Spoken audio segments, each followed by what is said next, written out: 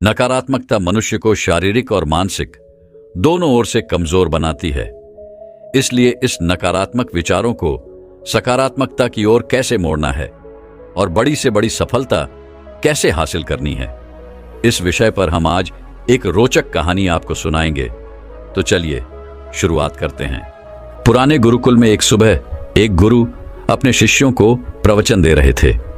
वो शिष्यों से कह रहे थे कि जब कभी भी आप शांत मन से बैठकर सोचेंगे तो आप यह महसूस करेंगे कि यह ब्रह्मांड, यह प्रकृति, यह सब कुछ समान रूप से अवसर देते हैं। यहां हर एक के लिए अपार संभावनाएं हैं, अथाह भंडार हैं जो जितना चाहें ले सकता है। लेकिन साथ ही साथ आप यह भी महसूस करेंगे कि हमें लेना नहीं आता, हमें हासिल करना नहीं आता, क्योंकि किसी भी चीज को हासिल करने का एक तरीका होता है, एक विधि होती है और कुछ ऐसे सूक्ष्म रहस्य हैं जिनका अभ्यास करना ही उस सफलता का आधार होता है, उस सफलता को पाने का सही तरीका होता है। कौन है ऐसा जो सफल नहीं होना चाहता? कौन है ऐसा जो खुश नहीं रहना चाहता? मगर फिर वह ऐसी कौन सी चीज है जो हमें ये सब पाने से रोकती है? वो है हमारे खुद के नकारात्मक विचार, वो है हमारी खुद से होने वाली नकारात्मक बातचीत, और हमारा मन खुद ही ऐसे विचार पैदा करता रहता है जो हमारे आत्मविश्वास को कमजोर बना देता है और हमें विश्वास दिला देता है कि हम उस सफलता के लायक नहीं। और यही वो सूक्ष्म रहस्य है, अपने मन में चल रहे विचारों को एक सही दिशा देना, उन्हें नकारात्मक से सकारात्मकता की ओर मोड़ना, खुद से की जाने वाली मानसिक बातचीत को सही करना और खुद पर विश्वास करना। गुरु ने आगे कहा, क्या आपके अंदर कुछ ऐसा है जो आपको मुश्किल से मुश्किल वक्त में भी हार नहीं मानने देता? लोग जब उदास और परेशान होते हैं तो अक्सर वो सब कर बैठते हैं जो उन्हें नहीं करना चाहिए। नकारात्मक भावनाओं की वजह से कई बार हमारे अंदर की बुराई बाहर आ जाती है और हम गलत कदम उठा लेते हैं। गुरु ये सब बोल ही रहे थे कि तभी एक शिष्य खड़ा होता है और गुरु से प्रश्न करता है, गुरुदेव, क्या आप हमें बता सकते हैं कि हमें अपने अंदर की बुराई और नकारात्मकता का सामना कैसे करना है और जिंदगी को सकारात्मक विचारों के साथ कैसे जीना है? गुरु ने मुस्कुराते हुए कहा, खुश रहना उतना भी मुश्किल नहीं है जितना आप सोचते हैं। बस हमें हर सुबह और शाम अपने विचारों को सही दिशा देना है। हर नया सवेरा एक उम्मीद लेकर आता है, क्योंकि हर नए दिन के साथ नए सपने, नई उम्मीदें और नए मौके मिलते हैं। इसलिए अपने हर दिन का दिल से स्वागत करो। कौन जाने कल क्या होगा, क्योंकि आने वाला समय तो किसी ने नहीं देखा है ना। अक्सर हम सभी सोचते हैं कि हमारे सामने एक लंबी जिंदगी पड़ी है। यह बात सच है, लेकिन यह भी एक सच है कि जिंदगी का कोई भरोसा नहीं, कब क्या हो जाए कहना बड़ा मुश्किल है। इसीलिए हर दिन को अपना एक नया जन्म समझकर जीना शुरू करो, क्योंकि इस सोच के साथ जीवन जीने से आप कभी दोबारा उदास महसूस नहीं करेंगे, बल्कि आप खुद से और अपने करीबी लोगों से और भी ज्यादा प्रेम करने लगेंगे, और फिर जो भी करेंगे पूरे जोश और उत्साह के साथ करेंगे। आपका हर दिन हंसी और खुशी के साथ बीतेगा। गुरु ने आगे कहा, अगर आप सफलता चाहते हैं तो आपको कुछ समझौते भी करने पड़ेंगे। जीवन का यही नियम है। अपनी आराम की स्थिति में रहते हुए आप कभी कुछ बड़ा हासिल नहीं कर सकते। जीवन में बदलाव लाकर ही आप उसे एक नई दिशा दे सकते हैं। इसीलिए हर बदलाव का खुले मन से, खुले दिल से स्वागत करो। जो लोग समय के साथ बदलना सीख जाते हैं, सफलता तभी उन्हीं को मिलती है। अगर आपको लगता है कि आपकी जिंदगी में बहुत मुश्किलें हैं और आप परेशान हो चुके हैं, तो आपको मुश्किलों का सामना करने के प्रति अपने नजरिए को बदलना होगा, सोचने के तरीके को भी बदलना होगा। चाहे कोई सा भी बदलाव आए और वह कितना ही मुश्किल क्यों ना लगे, आप बस उसका सामना कीजिए। आपको नहीं पता, पर आप अपनी सोच से कहीं ज्यादा मजबूत हैं, और आपकी जिंदगी में जितनी मुश्किलें आएंगी आप उतने ही मजबूत होते चले जाएंगे, क्योंकि हर मुश्किल एक नया अनुभव, एक नया सबक देकर जाती है, और फिर आपको सफल होने से कोई नहीं रोक पाएगा और आपकी जिंदगी खुशियों और कामयाबियों से भर जाएगी। बुरे काम करके ये मत सोचो कि अब आपके साथ कुछ अच्छा होगा। अगर जिंदगी में सब कुछ अच्छा चाहिए तो फिर अच्छा ही सोचना होगा और अच्छा ही करना होगा, तभी आप पर इस ब्रह्मांड की मेहरबानी होगी। इसीलिए अपनी सोच और अपने कर्म पर सही नियंत्रण रखो। हम दुनिया को किस नजर से देखते हैं, ये काफी हद तक हमारी अपनी सोच पर निर्भर करता है। एक नकारात्मक मानसिकता वाले व्यक्ति को दुनिया में सिर्फ बुराई ही बुराई दिखती है, जबकि सकारात्मक सोच हमें जीवन की उन चीजों की अहमियत करवाती है जो अभी हमारे पास हैं और उस ब्रह्मांडीय शक्ति की कृपा से हमें मिली है। गुरु ने आगे कहा, अपने मन को शांत रखना सीखो। दिन भर की भाग दौड़ के बीच खुद को शांत रखने तरीका सीखो। एक शांत मन के साथ हमें अपने अंतरात्मा में झांकने का मौका मिलता है और हम खुद से ही सवाल जवाब करते हैं, जैसे कि मैं कौन हूं, मेरे जीवन का उद्देश्य क्या है, क्या मैं एक अच्छा इंसान हूं, क्या मैं एक अच्छा पिता या पति हूं, या क्या मैं एक अच्छा बच्चा हूं। आप जितनी गहराई से अपने अंदर झांकेंगे उतना ही ज्यादा खुद को जानेंगे। आप अपने आसपास की चीजों को समझने लगेंगे, लोगों का स्वभाव और उनका व्यवहार समझने लगेंगे।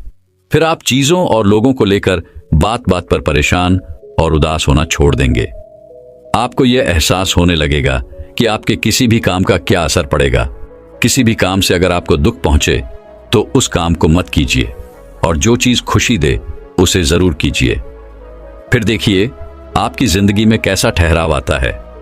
हमें जिंदगी एक बार ही मिलती है तो क्यों ना इसे भरपूर तरीके से जिए।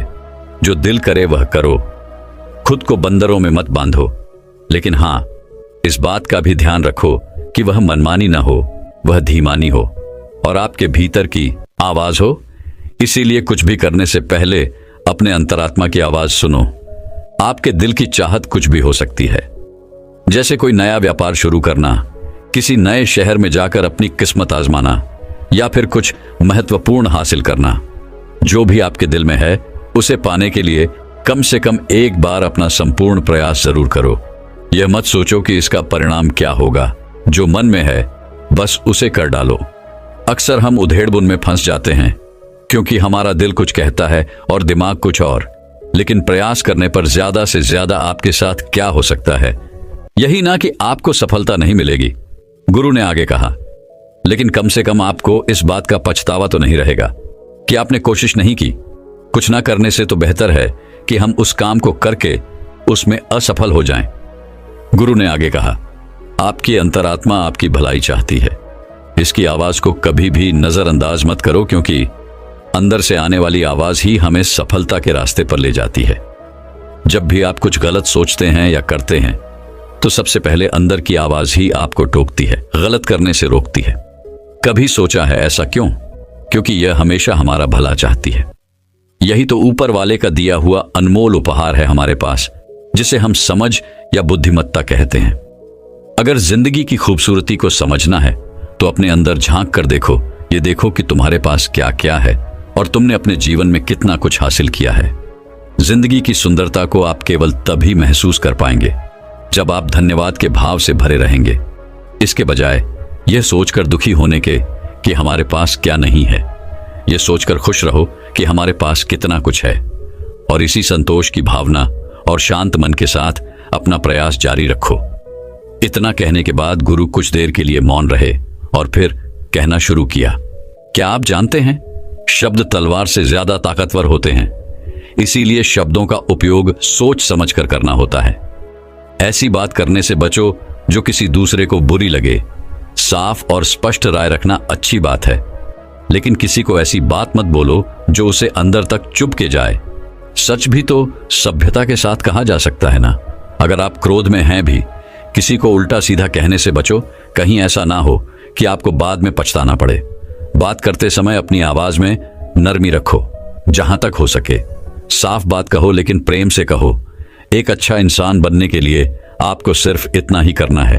हाँ, लेकिन इन आदतों को अपने स्वभाव का हिस्सा बनाने में समय लगता है, क्योंकि इनका अभ्यास करना पड़ता है। खुद से पूछिए कि क्या आप एक अच्छे इंसान हैं और आपको क्यों लगता है कि आप अच्छे हैं।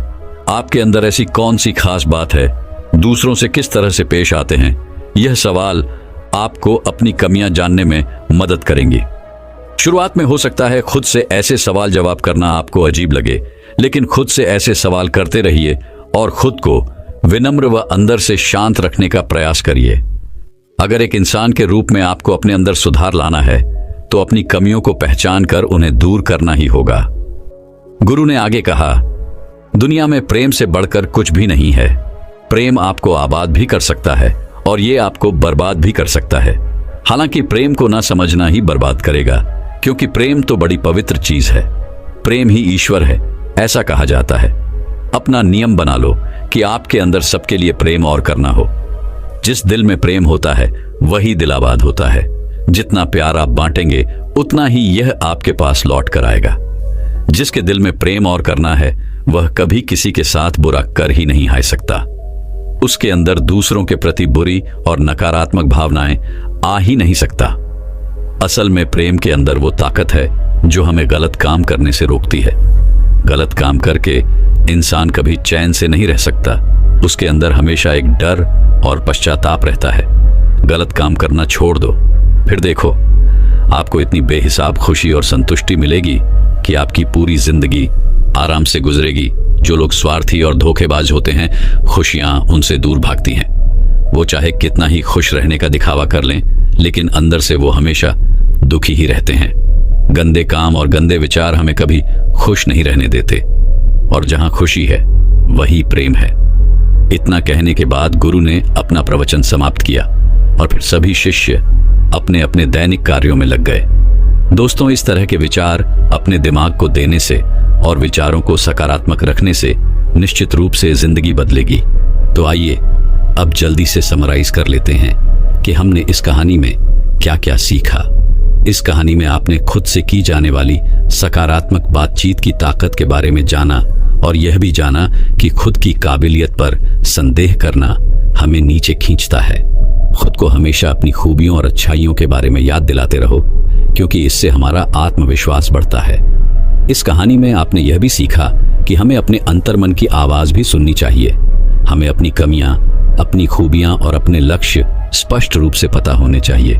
असल में अच्छा होना सफल होने से भी ज्यादा जरूरी है।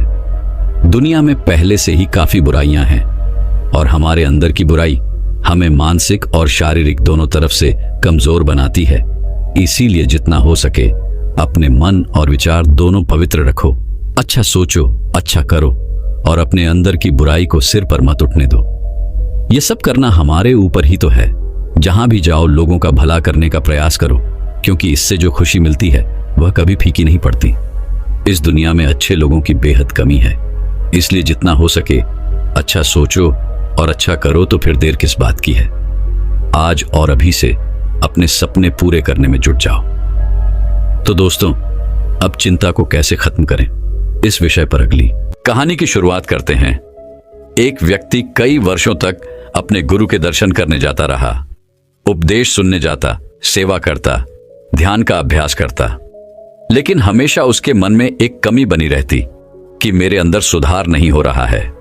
मुझे कितने वर्ष गुरु की शरण में गए हो गए, प्रवचन सुनते हो गए, लेकिन मेरे जीवन में उतना बदलाव नहीं आ रहा है जितना गुरु की मुख्य अपेक्षा थी। एक दिन उसने सोचा कि शायद गुरु ही इस प्रश्न का उत्तर दे पाएंगे, और वह गुरु से मिलने चला गया। गुरु ने उसे अपने पास बिठाया और उसकी समस्या पूछी। उस व्यक्ति ने कहा, जीवन तो बहुत तेजी से बीता जा रहा है। मुझे दीक्षा लिए 20 वर्ष से ज्यादा हो चुके हैं, और इन 20 वर्षों में मैंने अपनी तरफ से अथक प्रयास किया, लेकिन इन प्रयासों से मैं संतुष्ट कभी नहीं हुआ। मेरे जीवन का एक बहुत बड़ा हिस्सा बीत चुका है, जीवन का एक भाग बीत चुका है, और अब दूसरा चल रहा है। मेरी उम्र लगभग 50 की हो चुकी है। मेरे बाल भी सफेद पड़ने लगे हैं। पिछले 20 वर्षों में मैंने अथक प्रयास किया, लेकिन मैं अपने आप को कहीं भी नहीं पाता। क्या मेरा जीवन यूं ही खाली खाली कोरा कोरा ही बीत जाएगा? गुरु ने उससे कहा, तुम्हें सच्चाई समझने में अब भी 2 वर्ष और लगेंगे। गुरु ने उसे बीजों से भरी एक पोटली देते हुए कहा, तुम यह बीज ले जाओ और इन्हें अपने खेतों में तब बोने के लिए डालना जब 3 दिनों तक अच्छी बारिश हो।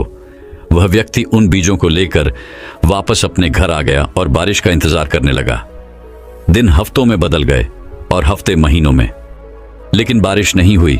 फिर कभी एक दिन बारिश होती, कभी 1.5 दिन, कभी 2 दिन, लेकिन 3 दिन तक लगातार बारिश कई दिनों तक नहीं हुई।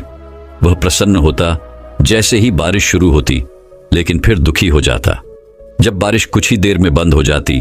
कई महीने फिर ऐसे ही बीत गए। अब वह दुखी रहने लगा कि शायद 3 दिन तक तो कभी बारिश होगी ही नहीं। वह यही सोचता रहता। तभी एक दिन अचानक भयानक काले बादल आए और रात दिन लगातार 3 दिन तक बरसते रहे। उस व्यक्ति के अंदर अत्यंत प्रसन्नता का भाव जागा। उसने गुरु के दिए हुए बीज पोटली से निकाले और खेतों में बो दिए। अगले 2 महीनों में वो बीज बढ़े हुए और पेड़ बन गए, लेकिन उसे कुछ भी नहीं पता था कि यह किसके पेड़ हैं, क्योंकि उसने गुरु से बीजों के बारे में कुछ नहीं पूछा था। तीसरे महीने से उन पेड़ों में फूल आने शुरू हो गए और देखते ही देखते चारों ओर फूल ही फूल हो गए। तितलियां, मधुमक्खियां, भौरे और न जाने कहां कहां से लोग उन फूलों को देखने और उनके सुगंध का आनंद लेने आने लगे। इतने सारे लोगों से तो वह अपनी पूरी जिंदगी में नहीं मिला था, और ना ही उसने एक साथ इतने सारे लोग पहले कभी देखे थे। वह बड़े आश्चर्य में था कि इतने सारे लोग आ कहां से रहे हैं, बिना बताए, मुझे जानते भी नहीं, पहचानते भी नहीं, मेरा इनसे कोई संबंध नहीं, यह लोग आ कहां से गए। वो बड़े आश्चर्य में था। लोगों ने उसकी बहुत तारीफ की, उसके फूलों की तारीफ की। कुछ ने उसे इनाम भी दिया और सभी ने उसके फूल खरीदे। उसके फूलों की खुशबू और उनकी प्रसिद्धि दूर दूर तक फैलने लगी। सारे शहर, गांव, प्रदेश और देश में फैलने लगी। ऐसे उगते हुए फूल, ऐसी खुशबू और इतने बड़े क्षेत्रफल में लगे फूलों की कभी किसी ने कल्पना भी नहीं की थी। कभी किसी ने सोचा भी ना था कि इतने खुशबूदार फूल भी हो सकते हैं। उनकी खुशबू कई किलोमीटर दूर तक फैली रहती थी। तभी तो दूर से अगर कोई राहगीर भी गुजरता तो वह पलटकर एक बार जरूर देखने आता कि यह खुशबू आ कहां से रही है। वह व्यक्ति बहुत प्रसन्न था। उसने सोचा कि मैं यह सब जाकर गुरु को बताऊं, लेकिन फिर उसे याद आया कि गुरु ने कहा था कि तुम दोबारा 1 साल बाद आज ही के दिन आना, उससे पहले नहीं। इसीलिए वह बार बार अपनी उत्तेजना को रोकता और सहमत हो जाता कि अभी समय पूरा नहीं हुआ है। इसीलिए वह रुका रहा, लेकिन वह बहुत खुश था। उसने उन फूलों को बेचकर बहुत धन कमाया, एक आलीशान घर बनवाया और उसमें खूब खुशी से अपने यारों दोस्तों के साथ रहता। बहुत खुश रहता, लोगों से मिलता, और अब आसपास के लोगों से उसका बहुत मेल जोल भी हो गया था। वह अपने समाज का एक बहुत बड़ा मुखिया बन गया था। खूब मान सम्मान मिलने लगा था। लेकिन फिर धीरे धीरे गर्मी बढ़ने लगी। भीषण गर्मी पड़ी, फूल मुरझाए और कुछ समय पश्चात सारा खेत सूख गया और धीरे धीरे लोगों ने आना भी कम कर दिया। अब कभी कभी कोई इक्का दुक्का लोग ही उससे मिलने आती। फिर समय आया गुरु से मिलने का। वह गुरु के पास गया, उन्हें नमन किया। तभी गुरु ने कहा, मुझे कुछ भी बताने की जरूरत नहीं है, मैं सब जानता हूं। गुरु ने उसे बीज की एक पोटली देते हुए कहा, अब जाओ और इन बीजों को तभी बोना जब फिर से 3 दिन तक लगातार बारिश हो। वह व्यक्ति उन बीजों को लेकर वापस आ गया और थोड़ा दुखी भी हुआ कि वह गुरु को कितना कुछ बताना चाहता था, लेकिन गुरु ने तो पहले ही कह दिया कि वो सब जानते हैं, उन्हें कुछ बताने की जरूरत नहीं। वह इस बात से बहुत निराश था कि वह अपने मन की बात बोल नहीं पाया, लेकिन वह इस बात से अनजान था कि गुरु दूरदृष्टि रखते हैं, वह सब देखते हैं।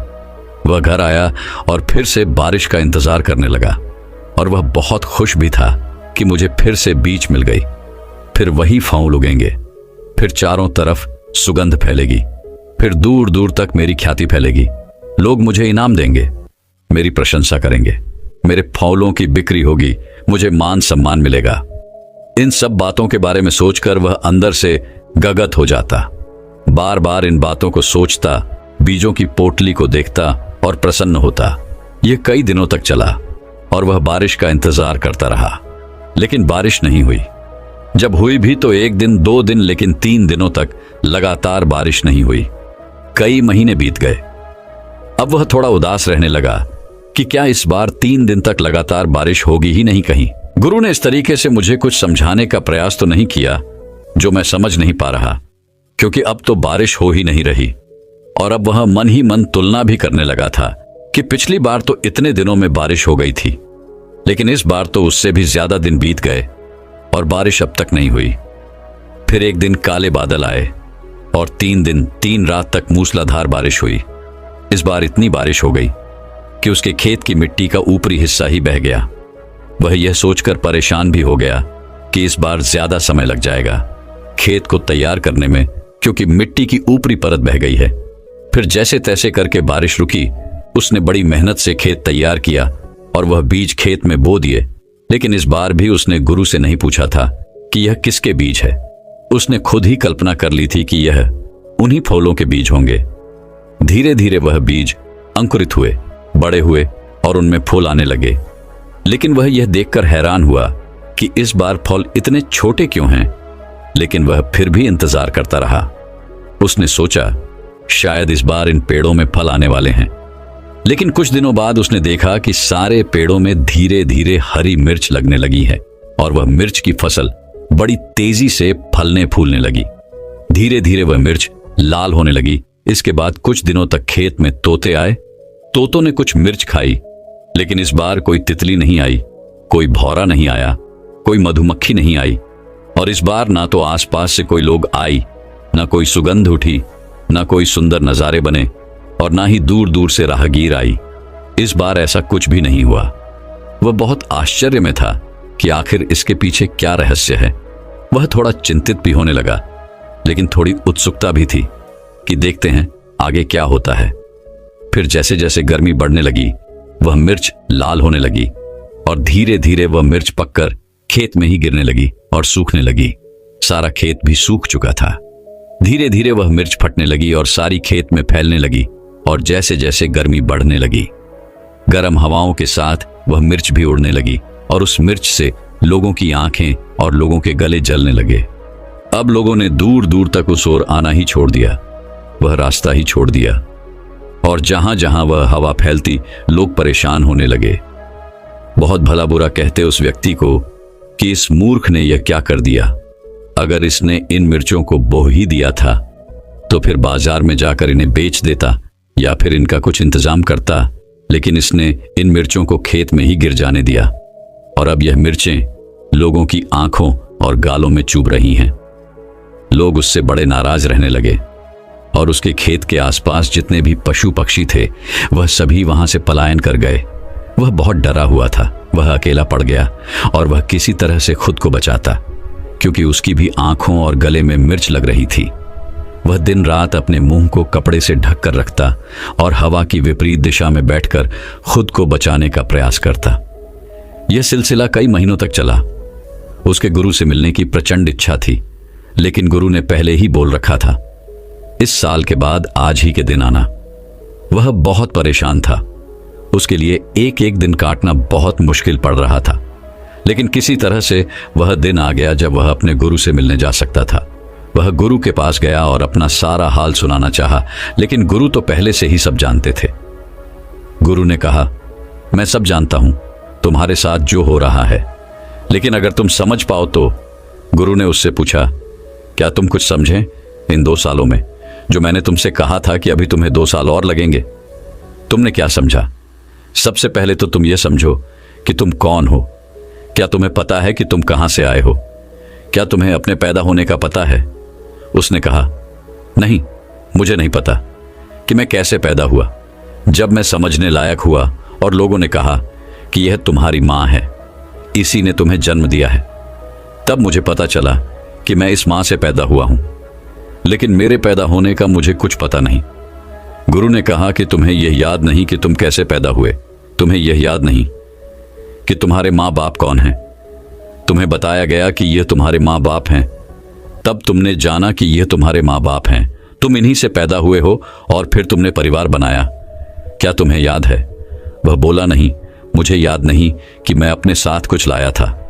तब गुरु ने कहा, क्या तुम्हें याद है कि तुम आज जो समझ रहे हो कि तुम्हें इतना ज्ञान है, तुमने इतना अध्ययन किया, तुम विद्यालय गए, तुम्हारे इतने यार दोस्त हैं, तुम्हारे बाल बच्चे हैं, तुम्हारी बीवी है, क्या इसमें से कोई भी ऐसा है जो पैदा होते वक्त तुम्हारे साथ था? यह जब तुम्हारे माँ बाप ने तुम्हें बताया कि तुम हमारे बच्चे हो, तब भी क्या तुम इनमें से किसी के साथ थे? उसने जवाब दिया, नहीं, तब तो मैं एकदम अकेला था।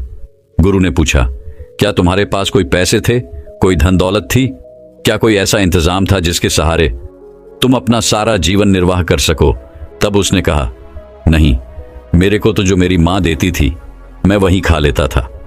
और क्या तुम्हारे पास ऐसी कोई भविष्य की चिंता थी कि कल तुम्हें दूध मिलेगा या नहीं मिलेगा, या फिर रोटी मिलेगी या नहीं मिलेगी? क्या तुम इसको लेकर चिंतित रहते थे? तब उसने कहा, नहीं, मैं चिंतित नहीं रहता था। मुझे तो जो मैं मांगता था मेरी माँ दे देती थी, और अगर उनके पास नहीं होता था तो इंतजाम करती थी। या फिर पिता से कहती थी कि बेटा ये मांग रहा है, लेकर आ जाओ। लेकिन मैंने तो अपनी तरफ से कुछ नहीं किया। मुझे याद नहीं कि मैंने कभी यह भी सोचा हो कि मुझे दूध कहां से मिलेगा। वह मुझे मिलता ही रहा है। तब गुरु ने कहा कि जब तुम्हें यह सब तब मिलता रहा है जब तुम्हें कुछ भी पता नहीं था, जब तुम्हें यह भी पता नहीं था कि कल तुम्हें यह मिलेगा या नहीं मिलेगा, तब भी तुम्हें यह मिलता रहा। जब तुम्हें यह भी पता नहीं था कि तुम कौन हो, कहां से आए हो और क्यों आए हो, तब भी तुम्हारी सारी परवरिश, सारी पूर्ति होती रही। तो क्या तुम यह सोचते हो कि अब तुम यह सब कर रहे हो? क्या अब तुम यह सोच रहे हो कि तुम्हें 20 साल यहां आते हो गए और तुम्हें अभी तक कुछ नहीं हुआ? तुम्हें क्या होना है? तुम क्या पा लेना चाहते हो? तुम तो हो ही नहीं। तुम कौन हो? जरा सोचो इस बारे में। क्या तुम्हें जिस नाम से पुकारा जा रहा है तुम वही हो? क्या तुम्हें पता है कि यह तुम्हारा ही नाम है? उसने कहा, नहीं, मुझे पता नहीं कि यह मेरा ही नाम है। लेकिन जब मेरे कानों में इस नाम की आवाज पड़ने लगी, जब मुझे यह समझ आने लगा कि यह मेरे से कहां जा रहा है, तब धीरे धीरे मुझे पता चला कि मेरी मां मुझे इस नाम से पुकारती है। तब मुझे पता चला कि यह मेरा नाम है। तब गुरु ने कहा कि तुम हो ही नहीं, तुम अपने से आए ही नहीं हो। क्या तुम अपने से आए हो? क्या तुमने चुना था कि यही मेरे माँ बाप होंगे, यही मेरा घर होगा? क्या पैदा होने से पहले ही तुमने इस बारे में कुछ सोचा था, कोई चुनाव किया था? उसने कहा, नहीं, मुझे तो कुछ याद नहीं है कि मैंने कुछ चुनाव किया था। मुझे यह भी याद नहीं कि मैं पैदा हुआ। मुझे यह भी याद नहीं था कि ये मेरी माँ है, ये मेरे पिता है। मुझे कुछ भी याद नहीं, मेरा कोई चुनाव नहीं। तब गुरु ने कहा कि तुम हो ही नहीं। तुम अब जो कह रहे हो कि मैं हूं, तुम जो कह रहे हो कि मैंने इतने फूल उगाए, क्या ये तुम्हारे बीज थे? क्या ये तुम्हारे फूल थे? क्या किया तुमने इन फूलों को उगाने में? जरा बताओ। वह चुप हो गया। उसके पास कोई जवाब ना था। वह सिर झुकाए गुरु के सामने खड़ा रहा। गुरु ने कहा, ये बीज तुम्हें मैंने दिए और इन बीजों को तुमने 3 दिन बारिश होने के बाद जमीन में डाला। क्या वह बारिश तुमने कराई थी? क्या वह मिट्टी जिसमें बीज अंकुरित हुए, उसे तुमने बनाया था? क्या तुमने इनके लिए कोई प्रयास किया? वह आंखें झुकाए चुपचाप खड़ा था। उसके पास अब कोई शब्द नहीं था। गुरु ने कहना जारी रखा कि क्या तुमने इन बीजों को जमीन के अंदर फटते हुए देखा है? क्या तुमने देखा है कि ये कैसे अंकुरित हुए और कैसे उसमें से पेड़ निकला? ये जमीन के अंदर जो सारा खेल हुआ, क्या तुमने इसके लिए कुछ प्रयास किया था? क्या तुमने उन बीजों के अंदर जीवन डाला था? उसके पास कोई जवाब नहीं था। वह मौन चुपचाप खड़ा था। तब गुरु ने कहा कि तुम हो ही नहीं, बस तुमने मान लिया है कि तुम हो। और तुमने जब से यह माना है कि तुम हो, जब से तुमने माना कि यह मैं कर रहा हूं, जब से तुमने माना कि यह सब मेरा है, यह मेरी मां है, यह मेरे पिता है, मैंने यह हासिल कर लिया, मैंने वह हासिल कर लिया, मैंने वो पढ़ाई कर ली, मैंने शादी कर ली, मैंने व्यापार खड़ा कर लिया, मैंने बच्चे पैदा कर लिए, ये मेरे बच्चे हैं। असल में तुमने यहां कुछ भी नहीं किया। तुमने सिर्फ मैं को जन्म दिया है और इस मैं की वजह से तुम्हें पता नहीं चल पा रहा कि तुम कौन हो। तुम तो हो ही नहीं। क्या तुम हो? क्या तुम्हें पता है कि तुम कौन हो? उसने कहा, मुझे यह तो पता नहीं कि मैं हूं, परंतु मैं ये जरूर समझ गया हूं कि इस मैं को मैंने बनाया है। गुरुदेव, आपके कहने से मैं अब समझ पा रहा हूं कि इस मैं को मैंने बनाया है। ये मैंने ही कहा है कि यह मेरा शरीर है, ये मेरी मां है, ये मेरे खेत है, ये मेरे फूल हैं, ये सारे मैं मेरे ही हैं, मैंने ही बनाए हैं। मैं इन्हें लेकर नहीं आया था, क्योंकि जब मैं आया था तो मुझे तो पता ही नहीं था कि मैं कौन हूं। मुझे तो लोगों ने बताया कि मैं हूं। मुझे एक नाम दिया गया और जब मुझे उस नाम से पुकारा गया तब मुझे समझ आया कि मैं यह हूं, मेरे शरीर का यह नाम है। लेकिन मुझे अभी भी यह पता नहीं कि इस शरीर के अंदर कौन है, जो देख रहा है, बोल रहा है, सब कुछ समझ रहा है। तब गुरु ने कहा, जब तुम्हें कुछ भी नहीं पता कि तुम कौन हो और ये सोच रहे हो कि मैं 20 सालों से कर रहा हूं, कौन कर रहा है? तुम्हारा मैं कर रहा है और ये मैं कहीं भी नहीं जाने वाला। 50 साल गुजर गए, उसके अगले 50 साल और गुजर जाएंगे, लेकिन ये मैं कहीं नहीं जाने वाला। जो ये कह रहा है कि वह मेरे फूल थे, सच बताओ, क्या वह तुम्हारे फूल थे? जो ये कह रहा है कि मैंने ये बीज लगाए, क्या ये तुम्हारे बीज थे? तुम्हारा यहां कुछ भी नहीं, तुम हो ही नहीं। तुमने मान लिया है कि तुम हो, और इस मान लेने से इस मैंने ये सारा संसार बनाया है। तुम्हारा मैं ही तुमसे कह रहा है कि मैंने ये फूल लगाए, मैंने फूलों की खेती की, मेरी प्रशंसा हो रही है, मेरी प्रतिष्ठा बढ़ रही है, मैं मुखिया बन गया उस समाज का, मैंने बहुत मेहनत की। क्या किया तुमने? क्या उन बीजों को तुमने बनाया था? क्या उन्हें धूप तुमने दी थी? वह नहीं शब्द खड़ा था, उसके मुंह में कोई शब्द नहीं था। अब उसके पास यह भी कहने को नहीं बचा था कि वह 20 साल से कुछ कर रहा है, वह ध्यान करता है। तब गुरु ने कहा, तुम मुक्त हो, तुम पहले दिन से ही मुक्त थे। ये तो तुमने खुद ही बेड़ियां लगाई हुई हैं, और यह बेड़ियां हैं मैं की बेड़ियां। तुमने यह बेड़ियां लगाई हुई हैं कि मैं 20 साल से कर रहा हूं। यह मैं की बेड़ियां ही तुम्हारे रास्ते की सबसे बड़ी रुकावट है। यह मैं ही तुम्हें गहरे ध्यान में नहीं उतरने देता। यह मैं ही तुम्हें यहां से मुक्त नहीं होने देता। तुम ये मानो कि तुम हो ही नहीं, पर क्या तुम्हें लगता है कि तुम हो? मैं फिर पूछता हूं, क्या तुम हो? क्या तुम्हें पता है कि तुम आए हो? क्या तुम्हें पता है कि तुम पैदा हुए? नहीं, मुझे कुछ याद नहीं। तो फिर तुम हो ही नहीं, तुम बस मान के बैठे हो। जो कुछ तुम्हें दिख रहा है वह मैं है, और इस मैं की वजह से ही तुमने संसार बनाया है। और अभी भी तुम कह रहे हो कि मैं 20 साल से कर रहा हूं। यह तुम्हारा मैं ही तो कह रहा है, तो फिर यह मैं जाएगा कहां? यह तो यही रह जाएगा। तुम्हारे कोई बीज नहीं, तुम्हारे कोई फल नहीं, और ना ही तुम्हारा कोई प्रयास है बारिश कराने में, ना ही तुमने उन पौधों को हवा दी। क्या तुम्हारा कोई प्रयास है उन फूलों की खुशबू लाने में?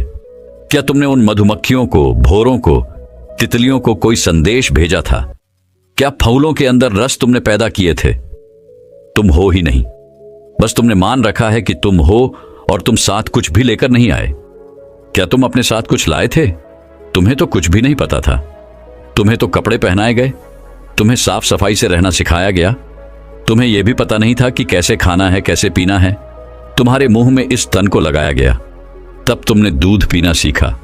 क्या प्रयास किया तुमने अपनी रोटी, अपने दूध के लिए? उस समय वो तुम्हें मिलता ही रहा। और आज तुम ये सोचते हो कि मैं इंतजाम कर रहा हूं, मैं कमा रहा हूं। आज तुम सोचते हो कि ये मेरे बच्चे हैं, जब मैं खिलाऊंगा तब ये खाएंगे। तुम हो ही नहीं, बस तुम मान के बैठे हो।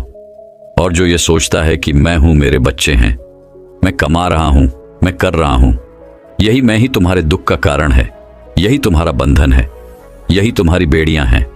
तुम मुक्त ही हो। तुमने शरण ले ली है बुद्धि की, तो अब मुक्त हो जाओ। तुम मुक्त ही हो, और तुम्हें सब कुछ मिलता ही रहेगा। यह कहते हुए गुरु मौन हो गए। कहा जाता है कि वह शिष्य इसके बाद वहीं बैठकर ध्यान में तल्लीन हो गया, और उसके बाद वह उठा ही नहीं। वह मुक्त हो गया, उसे परम शांति प्राप्त हो गई। दोस्तों, मैं उम्मीद करता हूं कि यह कहानी सुनने से आपके जीवन में अच्छे बदलाव आए होंगे। आपको इस वीडियो से क्या सीखने मिला, ये कमेंट करके जरूर बताएं। और अपने परिवार, दोस्तों या आपके करीबी इंसान के साथ ये कहानी शेयर करके उन्हें भी इस ज्ञान से परिचित करवाएं।